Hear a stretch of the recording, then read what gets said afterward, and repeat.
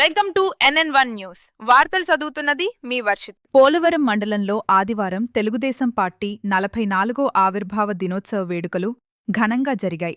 పోలవరంలో మండల అధ్యక్షులు మంగినకొండ ఆధ్వర్యంలో, పాత పట్టిసీమలో గ్రామ కమిటీ అధ్యక్షులు పూడి సత్యనారాయణ ఆధ్వర్యంలో, కొత్త పట్టిసీమలో గ్రామ కమిటీ అధ్యక్షుడు పతివాడ శ్రీనివాస్ ఆధ్వర్యంలో, గూటాలలో మాజీ మండల అధ్యక్షులు పాపోలు గణపతి ఆధ్వర్యంలో ఆవిర్భావ దినోత్సవ వేడుకలు జరిగాయి.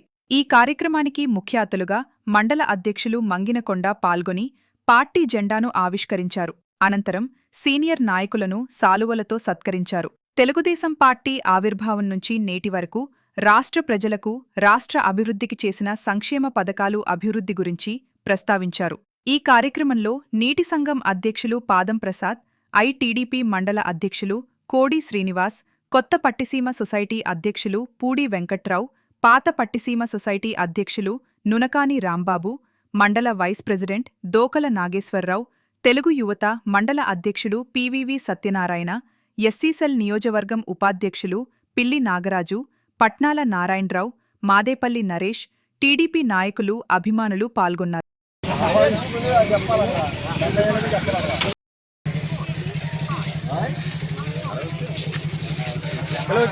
జోహార్ అన్న ఎన్టీఆర్ కు, జోహార్ అన్న